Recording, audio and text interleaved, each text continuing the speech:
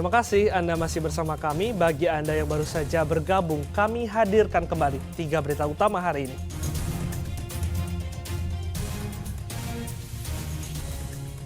Bom air jadi pilihan untuk padamkan kebakaran di tempat pembuangan akhir sampah Sarimukti, Bandung Barat. Tak terima jual bendera dengan harga miring di media sosial, rumah pengusaha di Garut dirusak pedagang. 15.000 lebih obat keras berbagai merek disita dalam penggerebekan di Garut.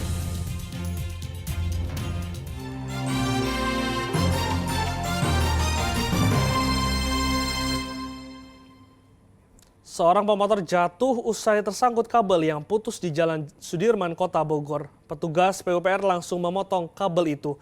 Razia tiang dan kabel yang membahayakan kembali digelar.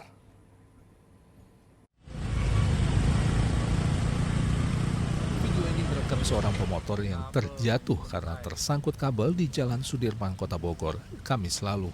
Akibat kejadian ini, pemotor mengalami luka-luka. Kecelakaan ini terjadi karena kabel internet tersangkut bus yang melintas hingga putus lalu melilit pemotor yang ada di belakangnya. Menilai kabel membahayakan, petugas PUPR memotong kabel tersebut. Kabel itu putus gara-gara sangkut dari bis pariwisata. Begitu bisnya nyangkut kabelnya putus. Nah, di belakang bis itu ada motor, tapi motornya aman. Justru yang di sisi sebelahnya kaget begitu ada kabel jatuh menjuntai dia kabel dan dia jatuh. Agar tidak terjadi kembali kecelakaan karena kabel, Satuan Lalu Lintas Polresta Bogor Kota menyisir lokasi yang terdapat tiang miring atau kabel yang dipasang cukup rendah. Titik rawan yang ditemukan dipasangi bendera. Seperti yang saat ini kami memasang bendera indikator merah.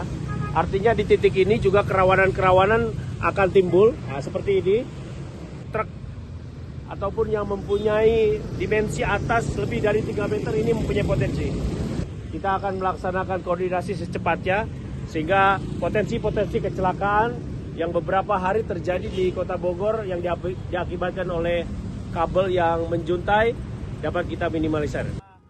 Penertiban kabel yang semeraut dan membahayakan akan segera ditindak menanti aturan daerah terkait utilitas. Iwan Kurniawan melaporkan dari Kota Bogor. Sebuah minimarket di Cianjur kemalingan. Pelaku membobol dinding garasi sehingga bisa mengakses berangkas toko. Pelaku mengambil uang, BPKB, dan STNK mobil hingga emas yang tersimpan. Pencurian minimarket di Kampung Padang, Desa Bojong Kaso, Kecamatan Agrabinta, Cianjur terekam kamera pengawas. Pelaku dengan santai mengambil uang dengan merusak berangkas toko. Tak hanya uang, pelaku ternyata menggondol BPKB dan STNK mobil, emas hingga berkas pribadi pemilik toko. Pencurian ini terungkap keesokan harinya saat asisten rumah tangga membersihkan toko. Ia menemukan tembok garasi yang terhubung dengan toko berlubang. Pemilik toko terkejut lalu memeriksa berangkas. Benar saja seluruh uang dan harta yang tersimpan raib digondol maling. Ke belakang mengambil empelan, pas di belakang ada bolong, manggil saya. Apa yang bolong, Pak? Ya, yang di belakang itu bata itu dibobok itu. Oh, tembok. Ya, tembok dibobok.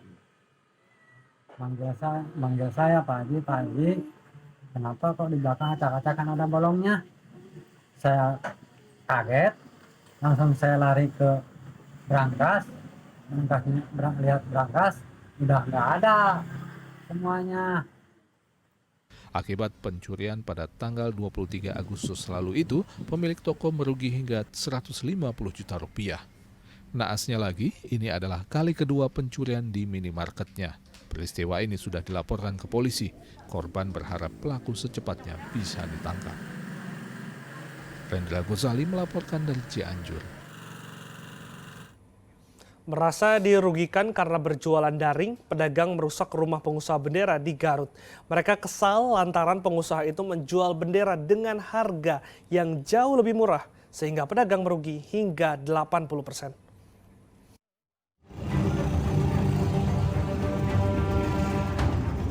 Massa dari perkumpulan pedagang bendera ini datang dan protes kepada salah satu pengusaha bendera di Leles, Garut.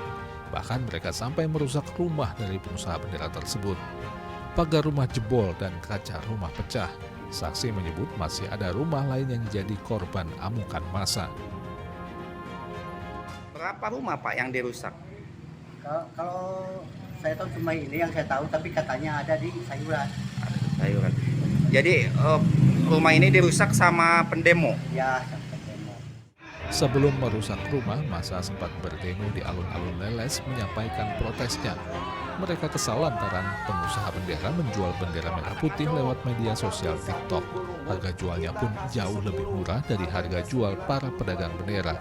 Massa menilai tindakan pengusaha bendera ini telah merugikan mereka. Imbasnya omset penjualan turun hingga 80%, padahal biasanya di bulan kemerdekaan mereka bisa meraup untung.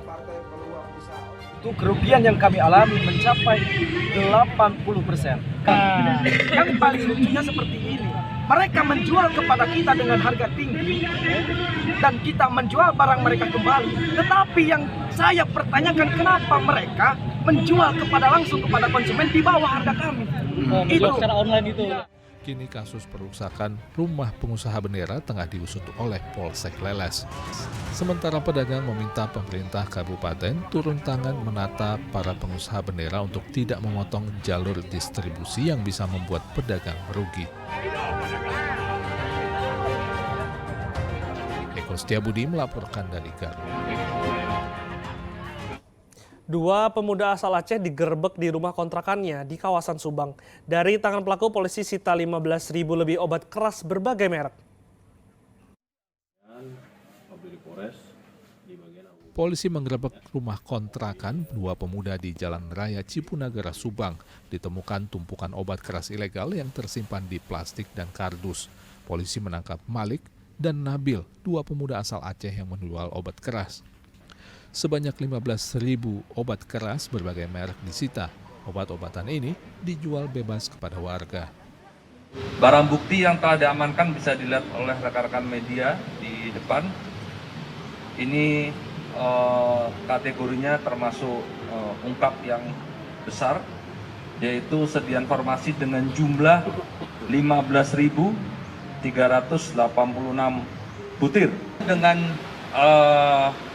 jumlah barang bukti yang sudah diamankan oleh Satres Narkoba Polres Subang, itu bisa menyelamatkan dan mencegah penyalahgunaan obat keras sebanyak 7.693 orang. Kini dua tersangka terancam hukuman penjara paling lama 12 tahun dan denda paling banyak 5 miliar rupiah. Zainal Arifin melaporkan dari Subang. Seorang residivis kasus narkoba kembali ditangkap. Padahal baru saja bebas 17 Agustus lalu. Pelaku ditangkap atas kasus yang sama karena mengedarkan narkoba.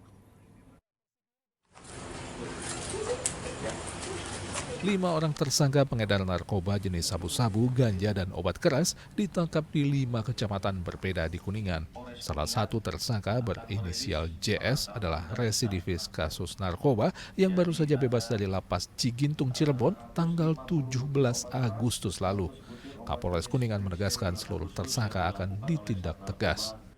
Akan terus melakukan pemberantasan operasi peredaran gelap narkoba ini, ya, khususnya terhadap para pengedar narkoba di Kabupaten Kuningan yang merusak generasi muda di Kabupaten Kuningan.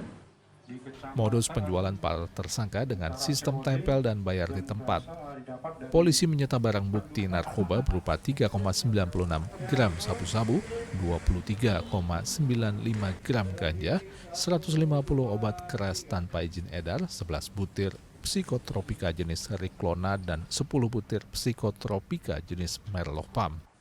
Dan saudara J ini merupakan residivis baru keluar 1 atau setengah bulan yang lalu dari lapas Cigintung.